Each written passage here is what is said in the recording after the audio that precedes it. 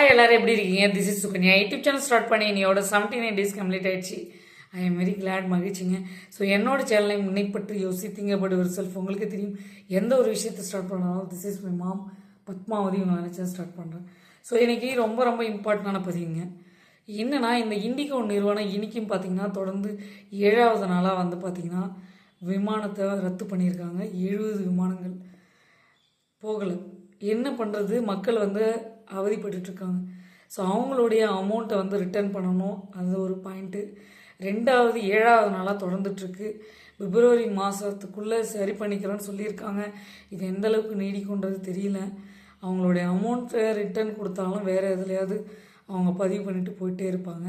Ticket காஸ்ட்லாம் 1,90,000 இந்த மாதிரிலாம் இருந்தால் நடுத்தர மக்களோட வாழ்வாதாரம் என்ன ஆகிறது யோசிச்சு பாருங்கள்.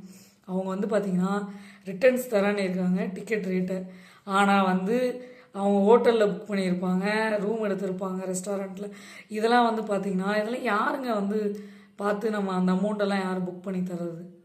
பெரிய பெரிய இடத்துக்கெலாம் தங்குறதுக்கு வந்து பார்த்திங்கன்னா அமௌண்ட் பே பண்ணியிருப்பாங்க.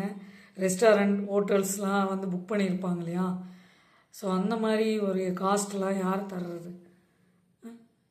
இதெல்லாம் வந்து தேவையில்லாமல் இது அரசு தரப்புலேயே வந்து பார்த்திங்கன்னா இந்த ஹவர்ஸை குறைக்கிறேன் அப்படின்னு சொல்லிட்டு பைலட்டோடைய ஹவர்ஸை குறைக்கிறேன், அவங்க நலனுக்காக பண்ணுறேன்னு சொல்லிட்டு இந்த மாதிரி ஒரு ப்ராசஸ் போயிட்டுருக்கு.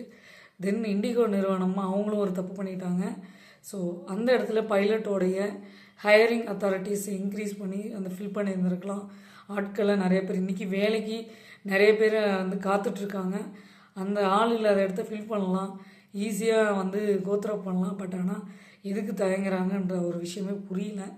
எதில் லாக் ஆகியிருக்காங்கன்றது தெரியல.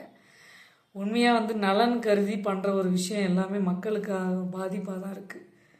என்ன சொல்கிறதே தெரியலங்க. எவ்வளோ பேர் பாதிக்கப்பட்டிருப்பாங்க யோசிச்சு பாருங்கள். இந்த நடுத்தர மக்கள்லாம் என்ன பண்ணுறது யோசிச்சு பாருங்கள். இண்டிகோ நிறுவனம் ஒரு காலத்தில் வந்து அதாவது சீப் அண்ட் பெஸ்ட்டாக அதோடைய காஸ்ட்லாம் இருந்ததுனால தான் இன்றைக்கி இந்தியாவில் உள்ளவங்க பல பேர் 100% வந்து இண்டிகோ நிறுவனத்தில் தான் புக் பண்ணுவாங்களே. ஃபஸ்ட்டு 60 மெம்பர்ஸாவது 80 மெம்பர்ஸாவது அந்த இண்டிகோ நிறுவனத்தில் இந்தியர்கள் தான் அதிகமாக இருப்பாங்க புக் பண்ணுறதுல. ஆனால் இந்த மாதிரி ஒரு சுச்சுவேஷனில் எல்லாருமே வந்து கடும் அவதிக்கு உள்ளாக இருக்காங்க. தயவுசெய்து இந்த நிலைமையிலேருந்து நிலைக்கு கொண்டு வந்து தயவுசெய்து இண்டிகோ நிறுவனம் பழையபடி நல்லபடியாக இருக்கணுன்றது தான் என்னுடைய ஆசையும் கூட. தவறு செய்து விட்டால் அது அரசு தரப்புலையா இல்லை இண்டிகோ நிறுவனம் தரப்பான தெரியாது மக்களுக்கு. ஆனால் தெரிந்தாலும் மூடி மறைச்சிருவாங்க, எந்த விஷயத்தையும் சொல்ல மாட்டாங்க, பாதி தான் சொல்லுவாங்க. அதுக்காக தான் சொல்கிறேன், தயவுசெய்து மக்களே இனிமேல் புக் பண்ணும்போது பார்த்து நீங்கள் நிதானமாக புக் பண்ணுங்கள், உங்களுக்கு கன்வீனியன்ட் இருக்கா இல்லையான்னு சொல்லிட்டு.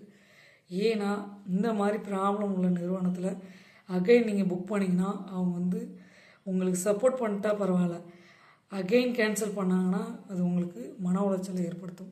சீலெட்ரு காய்ஸ், உங்கள் சுகன்யா லைக் பண்ணுங்கள், ஷேர் பண்ணுங்கள், சப்ஸ்கிரைப் பண்ணுங்கள், பக்கத்தில் இருக்க பெல் பட்டனையும் கிளிக் பண்ணுங்கள். அப்போ தான் நாங்கள் போக ஒரு வீடியோ உங்களுக்கு நோட்டிஃபிகேஷன் வரும். உங்கள் சுகன்யா சீலெட்ரு காய்ஸ்.